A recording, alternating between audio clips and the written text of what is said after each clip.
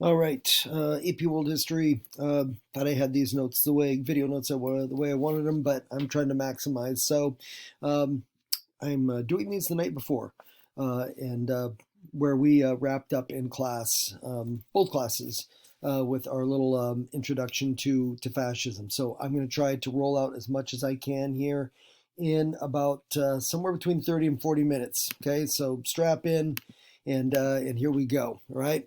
As I mentioned to you yesterday, kind of the original dictator, although it's kind of same more or less time frame as Stalin has also come to power. But if we're talking pure fascism, it is going to be Benito Mussolini. He will be on the scene well before Adolf Hitler, and and Hitler will learn a few things here and there from Mussolini, but then Hitler will also take things much further than Mussolini. Here's the man himself. Il Duce, which is Italian for the leader. We'll see with all these fascist leaders, they get these titles so all their people can, mob around them. Il Duce, Il Duce, kind of thing. We'll say the same thing with Hitler. Der Fuhrer, Der Fuhrer, that kind of a thing. Okay. Mussolini is a guy, he's a veteran of World War One. He fights for Italy, and he also spends a little bit of time as a journalist. But he is going to come out of World War One, like a lot of other Italians, angry. Okay, which is odd because you'd think, well, wait a minute, the Italians changed sides during World War One and switched from the Triple Alliance, aka Central Powers, and moved on over to the Allies. Why should they be upset? They're on the winning side, right? Right? Right? No, when they go to the Treaty of Versailles and the final treaty, even though Italy had been on the winning side, and even though they had been, an ally, they get nothing. Okay, I mean, Germany's colonies are pretty much all split up between, the British and the French. I think out in the Pacific they give a couple of them to Japan. I mean, it's just Italy gets absolutely the shaft, and so the people are mad in a different way than they are in Germany, because to them it's like disrespect. Okay, to Britain and France, their position is, you guys were on our side, but you really didn't do a whole lot. And so we're not really feeling the urge to, have to do much for you. And so Mussolini is able to capitalize on that anger, and he puts together a lot of other war veterans. Okay, and Hitler will kind of do the same thing in Germany. It's like, you get the guys that fought, and you work on them. It's like, again, that grievance mentality. We've been victimized here, and he's able to get enough of them together and establishes the fascist party. Fascist, by the way, that word is Italian. Okay, and so this is going to be where it gets started. He is going to bluster his way into power in the 1920s, and does so by getting together enough of a support group that he's able to threaten the government of Italy, particularly the king of Italy, and pretty much tell him, hey, we want to be part of the government, and we can do this the easy way or the hard way. And the king's kind of like, oh, no, no, no bloodshed. Come on in, and you can march your way to Rome, and we'll make room for you. And the king thinking, I can manage this guy, I can control this guy. No, it's not going to work at all. Okay, Mussolini is going to completely just bowl over this guy and make him to where his power is just almost irrelevant. The king, that is. Mussolini in the other direction is going to be zooming straight on into power. He will establish this fascist system, okay, and using a lot of the elements that we learned about in class together, about those descriptors, those characteristics of fascism. He will also establish this idea of corporatism, and this is something we'll see happen not in every single fascist country, but a certain level of it. And this is where I mean, fascist is not like communism, and so there's not this idea that government's going to take control over all of businesses and things like the industries. They're still allowed to be privately held, but there is a sense and an expectation that those big corporations and companies understand that they have a role to play, just as the fascist government does, in bringing the country to power and to glory. And so it does create kind of a relationship between the government and the corporate leaders, okay, big business and big industries. And so they're going to work a little bit hand in glove. And, and then as these countries begin to gear for war, they're going to be leaning on their corporate friends and supporters, to transition into a wartime industry footing, that kind of thing. Okay, so corporatism, there you go. You'll get a little bit more of it, I'm sure, from Steve, and a little bit from also an AMSCO. He will establish what we can call a totalitarian state. Another word I could have thrown in the mix there when we were taking a look at all of that that fascism stuff. Focus on the first 5 letters: total control, total power. That's what we're talking about with a totalitarian state, okay? He's going to make massive use of propaganda. You see some examples of it there. The poster down there, Saluto al Duce. This picture here, which I wish that poster wasn't blocking it. Oh, well. It's about like a 4-story building, and I think in downtown Rome. And it's got like this gigantic floating head, like sculpture like thing. I don't know, paper mache. I don't know what it's made of, but it's connected to the side of that building. And then, you have, kind of plastered up behind it, just the word yes, yes, yes. Oh, I got a dog. Hold on. Sorry if that, if you're in earbuds and suddenly got that blast of dog barking. I deal with rebellions, insurrections, revolts from the dogs all the time, and there was another one, but it's been put down. Okay, it's been quelled. It's been and no dogs were harmed in the process. Don't worry. But anyhow, we were talking about that image. It's kind of creepy to kind of think about the word see, yes, and at the same time, Mussolini doesn't look very happy in that. It's like, I don't know. You got little people down here at street level, and it's like he's staring down. Get to work, do something. Busy. Anyhow, propaganda, like the picture of him over here, the visionary, kind of that heroic gaze into the distance, all that kind of business. All right. So once he has his fascist totalitarian state established, of course, the next thing Mussolini wants to do is build an empire. Okay. He kind of harkens back to, the old Roman Empire. It's like, wow, we could rebuild, we could do something like that. He starts out with a small little project, and that is attacking the African country of Abyssinia, okay, a country that you and I nowadays would know more as Ethiopia, and launches an attack against them. Now, Abyssinia has a pretty decent military of its own. I mean, one of the reasons why it had been left alone during the scramble for Africa, and Mussolini's going to find out. The Abyssinians put up a really, really strong resistance. And Mussolini really should get his first hint that while he's all pumped up on fascist power and wanting to create this new empire and this new era, the Italian people are a little bit less convinced. One of the things that Mussolini is never going to really be able to get around or through or anything is the power and the influence of the Catholic Church. Okay, it's massive in Italy, still is to this day. And so, the reality is that most Italians, if given the choice, the church or Mussolini, they're going to choose the church. And so that's always going to kind of limit Mussolini. Okay, Hitler will have some other little moves that he won't be constrained by religion in the same way. He will to an extent, but not in the same way that Mussolini will. Anyhow, this adventure in Abyssinia does end up resulting ultimately in a victory for Italy, but it just comes a lot more at a higher price in terms of Italian troops and investment than Mussolini imagined. You would have thought that would have kind of maybe tempered his goals, but oh heck no, he is we're going for the moon. I've got to mention a League of Nations there because this is yet another reminder. We'll get I think we'll get more of them as we go through here. That this League of Nations, it was created out of the Treaty of Versailles.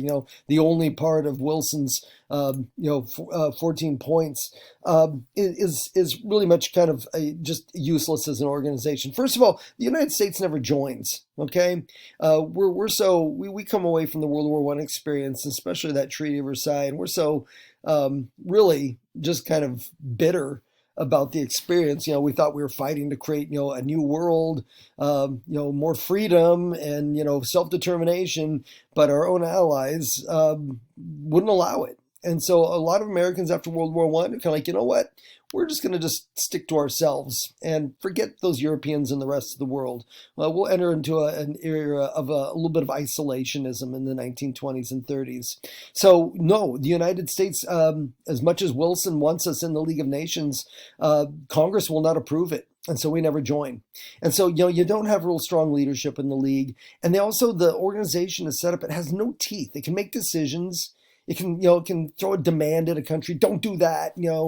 Get your troops out. But there's no way that they can back up those demands. They don't have a military force. They don't have the power to use, economic sanctions or anything. And so the league is it's a failure. I mean, the league makes this really strong show to Mussolini. Get your troops out of Abyssinia.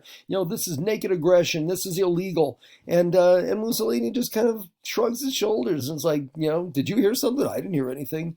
And just moves on with his invasion. Okay. Yeah. Useless as an organization. All right. In 1936, by then, Hitler will be in power in Germany. Will have had power in Germany for about 3 years. And at that point, Benito Mussolini and Adolf Hitler will create a military alliance between them. And that will eventually be referred to as the Axis powers. And later on, Japan will jump in with them as well. I think we'll have that in the notes later on, not today, but later on. All right, and that will move us on into the topic of the Spanish Civil War. We're kind of, I don't know, this is the order that kind of AMSCO has things organized. And to me, it's not the best. I mean, I feel like I should be getting Hitler in the picture here now, but no, he's going to come a little bit later because the Germans are going to be involved in this. Spanish Civil War breaks out in 1936.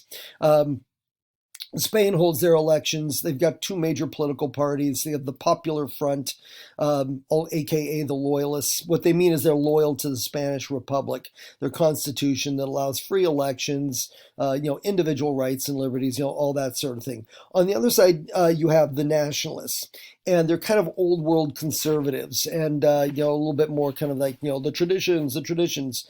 But also there's an edge. I'm not going to just say that they are, but there's a kind of an edge to these nationalists that is a little bit fascist. Okay. They're kind of going a little bit down that road. And their leader, Francisco Franco. There we go. I think I might have his name in here. Do I get him? It's like, do I get it there? Well, maybe I'll have it down below there. Anyhow, Francisco Franco will be the leader of the Nationalists, and he's, like I said, he's not a full-on fascist, but man, he's good buddies with Mussolini and Hitler. I don't know, the friends you keep, right?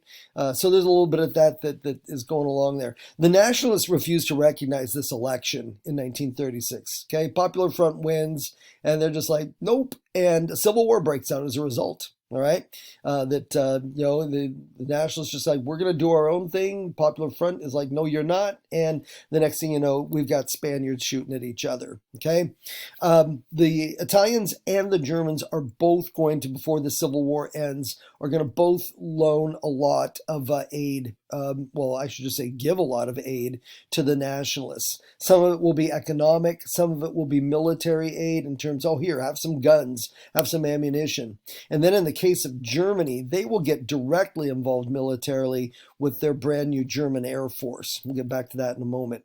On the Loyalist side, they're not going to have such strong support. I know you see all those countries, you're thinking, but wait, Floyd. No, really what this is volunteers that come from these countries. Heck, there's even some volunteers that come from the United States that travel over to fight for the Loyalist cause because they see themselves, we're fighting for freedom, we're fighting for Constitution, that sort of thing. And then the Soviet Union involved because they're thinking, we're fighting because maybe we get communism in Spain. That'd be awesome.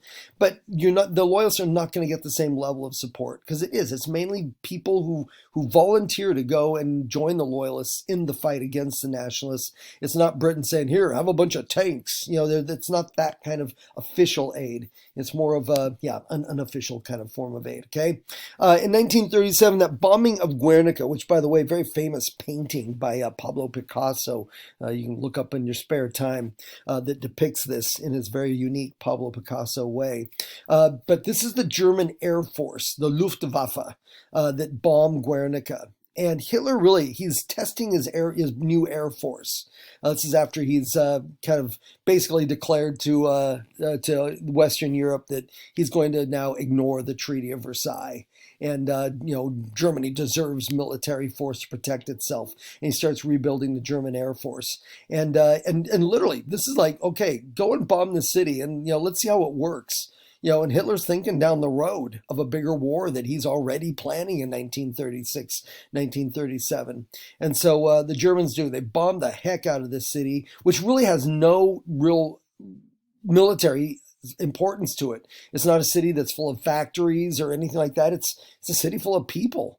And a ton of civilians end up being killed in this. Okay, I don't know exact numbers, and so tons going to have to fit in there. But a lot of casualties of of non-combatants, women, children, old people, things like that. And it introduces Europe really to it's almost like what some people call a dress rehearsal for what's coming on later on, and this idea that the Germans and others will use terror bombing, where you don't have a specific target in mind, you're just trying to basically break down your enemy's will to keep fighting. Okay. Anyhow, that civil war will end in 1939. Yes, the nationalists will win because they have the support that the loyalists don't, and that's Francisco Franco right there, and he will stay in power. 1939, he stays in power until he dies, I think in the early 1970s. He's in there for a while, let me tell you. All right. From there, we're going to flip it on over to a little bit of fascism in Brazil. Okay, and I do mean a little bit of fascism. I'll explain. Getulio Vargas becomes the president of Brazil in 1930. And Brazil is a country very, very agricultural based. Coffee is their big, export item, luxury crop that they ship off to the United States and over to Europe and all that sort of thing. And in kind of in a way, I mean, Vargas is thinking. He's not borrowing from Stalin and his 5-year plans, but he's thinking, we need to modernize and we need to kind of, join the rest of the 20th century and embrace industrialism. And so he is elected on, this campaign to modernize and industrialize Brazil, saying, it's going to pick up everyone, it's quality of life and standard of living and, wages and all of that. And so, he's elected and swept into power with kind of this fairly, popular idea. He establishes the concept of Estado Novo, means new state. Okay. And he is going to apply some light forms of fascism. That's why I got the sorta in there. Not that he sorta rebuilds Brazil, but although that's also true, but that he's not, he's not going to use violence. He's just like, no, we're not going to use violence to get our way. We're going to use reason. He does try to use a lot of his own personal authority to get things done in Brazil. And so, maybe kind of a little bit like an authoritarian. But when people oppose him, he's not like throw them in a camp or, make them disappear. So again, it's fascism light. There's a little bit of that corporatism that creeps in as well in Brazil with him trying to get, industry going. And so, making those strong connections between his government and corporate and industry leaders. Okay. But he's never going to take it to a place like we're going to see in Italy or Germany or even, again, the other kind of a form of fascism that Franco brings to Spain. Matter of fact, when World War II breaks out, the little poster there shows the Brazilians will join the Allies. They will fight alongside British American troops in Italy and some other places. So like I said, it's fascist-ish. Okay, all right, and then from there we are going to shift it over here to some issues coming out of World War I. Some of these are issues that continue to dog us to this very day. And a lot of this kind of gets back to this idea of, we go back to the end of World War I, people like the United States thinking we're fighting for freedom and self-determination, Europeans fighting, thinking this is to maintain our empires and all of our colonies. And so you always have that friction in the background, and then remember the millions of non-white colonists, colonials, indigenous and native people, many who volunteer to go fight for the British. I think it's over 1 million Indians end up in arms, helping out the British, either in combat roles, support roles. And so, that tension that we talked about also, that, a lot of these colonies were hoping there was a big reward for them at the end of World War I for everything they had done to support the war effort. and then their bitter disappointment, when they find out, no, no, nothing for you. Get back to work. It's kind of like, where were we? When this war broke out. Oh, that's right, you were working for us. Okay, so effects on the colonies. Yeah, this is pretty much what we have going on. Whether we're talking about Africa, which the French heavily used their used African troops on the Western Front during World War One. And then Asia, I should have said more specifically South Asia there, because, again, like I said, over 1 million Indians who end up fighting, alongside and supporting British forces in the Western Front, and both of them also end up doing some fighting in Africa as well, because during the war there is some fighting that goes colony to colony, German colonies against British colonies, that kind of thing. Okay. And then just to kind of like add insult to injury, and also another reminder that these indigenous people, one of the ways that the Europeans really miscalculate is they just assume that the bulk of these non-white colonials aren't smart enough to figure out the world and politics. No, it's again, that's that social Darwinism that's going to come back to bite them. It does not take long for those subjects in Africa, in India, to realize that, wait a minute, when Austria-Hungary has their empire basically dissolved at the end of World War One, and all these new countries are formed, they are given their independence. They are told, boom, there you go, self-determination. Go ahead, establish your government, elect your own leaders, do what you want to do. The country's yours, okay? They're white populations, they're European populations. And they see, without a shadow of a doubt, they see the double standard.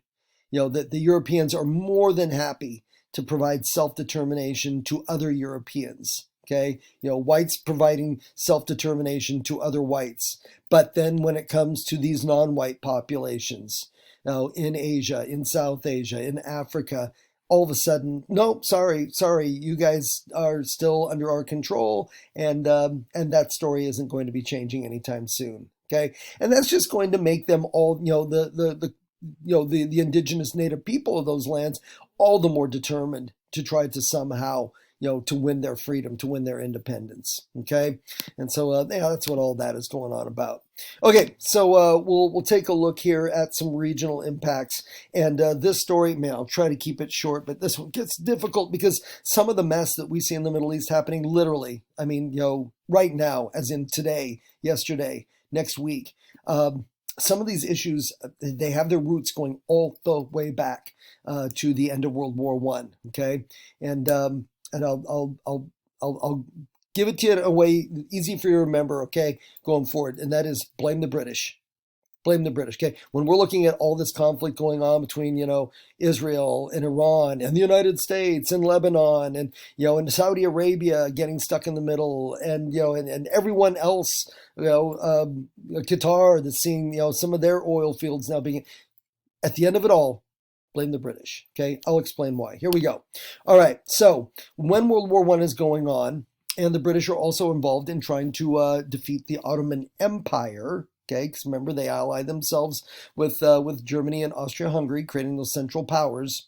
The British are doing everything in their power to defeat the Ottoman Empire. They're the enemy. That's what you do in a war. And they're looking for anyone that they can find for allies. Okay, Arabs, okay, people coming from that, the Arabian Peninsula. Some of their land is under Ottoman control. Okay, traditional lands that had always been part of, land that all Arabs had seen as being theirs. The Ottoman Empire had conquered it, and it was part of the empire. All right. And so the British see an opportunity there. They go to the Arab leaders and they pretty much tell them, hey, here's the deal. You help us to defeat the Ottoman Empire, and when this war is over and we, have most certainly won, we will get that land back to you, and you'll also have the ability to rule yourselves, because you'll have your land, and you'll continue to you'll be able to rule over those lands that you have not been able to rule over for all these years because the Ottoman Empire is in there. Okay, simple deal. And the Arabs are like, you got it, we're in. Okay, we will do everything in our power to help you guys defeat the Ottoman Empire, and they do. They provide, thousands and thousands of Arab soldiers, like the guys you see on horseback over there. Some of them on camelback, and they will fight, viciously side by side with the British, and they play a major role in why the Ottoman Empire will be defeated. Is those two allied together? Okay, so you've got that going on. And obviously, when the war is going to end, it's like, all right, Britain pays up and they give all of this land back to the Arabs, right? One of those pieces of land, I'll have a map in here eventually. There it is. One of those pieces of land that the Arabs are going to, in their minds, going to be getting back from the Ottoman Empire is a chunk of land called Palestine. Okay, and so their first little shock is gonna be when the British first say, well, hold up, there's gonna be a little complication. You can get all the other land that the Ottoman Empire had controlled that was yours. You can have that. Okay, you can have that back. Palestine's going to be a little bit of a different situation for a while here, which is going to have the Arabs in a position of just like, wait a minute, did we just get taken to the cleaners here? You guys doing like some kind of a dirty deal here on us? It's immediately going to raise this question of fairness and have we been hoodwinked into helping and you guys not following through on your deal? And that is because of this mandate system that the British and the French set up in the Middle East after World War I. Okay, what you see on the map here is showing, okay, the new country of Turkey, all that remains of the Ottoman Empire at this point. But these other parts of the Ottoman Empire that you see in the kind of purple, in kind of the brick color there, and the tan down here, those are taken over by the British and the French. They're not given their independence. Again, non-white populations. What are you going to do? Okay, they are directly taken over by the British and the French, and to the world they announce, and to the people in these lands they're taking, they also announce and they say that don't worry, this is a temporary thing. Okay, we're not creating colonies here. These are mandates, all right? These are different, and these are temporary. And we're just here to kind of oversee things to make sure that you guys get yourselves, the native populations of these areas, get yourselves into a place where you can govern yourselves. And then when it looks like you have that established, then we will step away and you will have your countries back, okay? Free of interference from, the Turks, free of interference from us. Sounds great on paper, but in reality, the British and the French are going to run these like more colonies, okay? And so the French mandate of Syria, the British mandate of Mesopotamia, aka Iraq, and then the British are also going to take control over this mandate of Palestine. And this is going to end up being, oh my goodness, all kinds of trouble. Okay, already have the Arabs mad because the British, they thought they were going to get this. The Arabs, Muslims had claims to that land going back, thousands of years. And so they truly thought that their help to the British was going to help them get that back. Okay. Meanwhile, the British are working yet another deal while the war is still going on. They also start tapping into these Zionist organizations. Remember, we learned about Zionist movement back there in Unit 5, okay? Theodore Herzl and all of that. Well, the British have this idea in mind. They know there's a large Jewish American population. And they have this idea in mind, which there might be kernels of truth to this, but the British at the same time really take this to a place like, really? But they believe that the Jewish American lobby, political lobby in America, has a lot of influence over the American government. Okay? And going into 1917, the United States still is not in the war, and the British desperately want the United States in the war. They need that help to kind of get over the top and defeat the Germans and everyone else. And so they get to this idea, this way of thinking that, so if we do something nice for Zionist organizations, they repay us by putting additional pressure on the U.S. government to get involved in this war. Okay? I know it sounds a little like a stretch, But historically, there's proof to back it up. So you're just going to have to ride me with on this, okay? And so the British government works with these Zionist organizations. And what they end up declaring in 1917 is the Balfour Declaration. The Balfour Declaration goes something like this. In return for the Zionist organization's support of Britain in World War I, okay, and also, what hopefully is going to be that support of getting America into the war, in return for that, Britain, when this war is over, will give to these Zionist organizations the homeland that they have been yearning for all these years. Okay, go all the way back, biblical times, Canaan. The British are going to help the Jews to get their homeland back again. Okay, where is that Jewish homeland? It is going to be right there in that British Mandate of Palestine, which also, by the way, is going to be land that Arabs, Muslims believe was promised to them. Okay, so in effect, the British have promised two different groups, two different religions. We've had some history of some strife based on their religious differences. They have promised them, in effect, the same parcel of land in exchange for their help in winning World War I. So they win the war, and now what? Now they have to try to come through on these promises. Yeah, they have created themselves a little bit of a real disaster on their hands, and we'll get into that later on, how that plays out. But the ramifications of that play into the politics of the Middle East to this very day. Okay, this is the foundations of the Middle East being such a messy, violent, dangerous place. Constant wars seem to be breaking out, some of them dragging us in and getting us involved. All that all gets started right there. Okay, and then to finish that off really quick, the Pan-Arabism is a movement. When you see that word pan, it means it's the people of a region are trying to unify themselves. Okay, later on we'll talk about Pan-Africanism. It's going to be the same concept, and it's going to be Middle Easterners who are beginning to realize, like, man, these Europeans, all these outsiders, the Turks, the Europeans. These people are just a pain. And, maybe their strength would be if the Middle Eastern peoples put aside some of their differences and unified together as a whole, as a one. Okay. Now, is this going to be a movement that is going to immediately be successful and be able to show all kinds of, accomplishments and gains? No, it's more of an idea. Okay, to get things started. But, again, it's another one of those things that's kind of going to be contributing eventually to, what we call that whole process of decolonization. When we start to see the colonies the Europeans finally grant colonies their independence. So we'll jump back into that later on. Okay, let's see if we can get one more slide taken care of here. And so South Asia and India. Let's talk about what is going on in India. Again, another country that really thought they were going to get something out of World War I.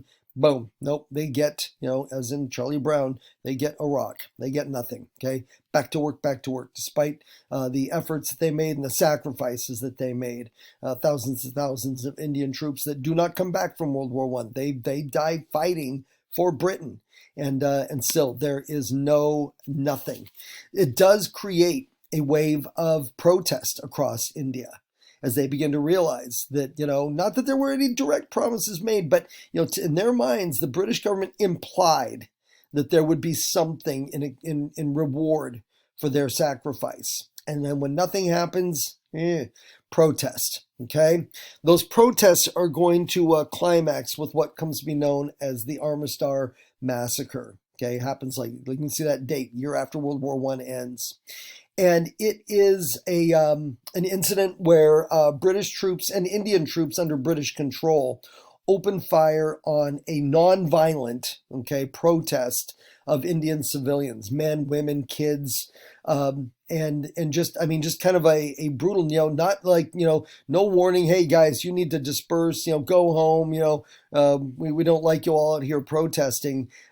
It's more like these people are protesting and these soldiers come marching in and line up against them and let it go and just, open fire into them indiscriminately.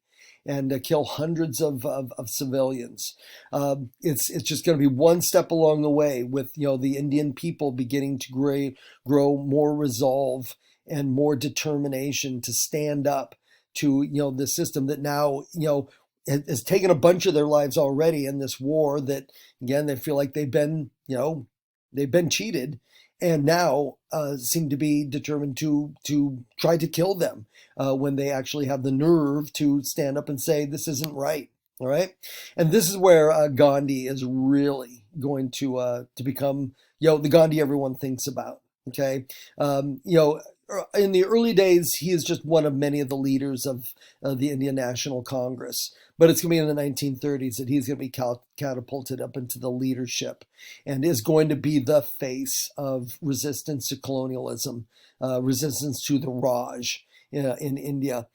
Famous Salt March in 1930. The British pass a law and make it illegal for Indian people to make their own salt, something they'd traditionally done for forever.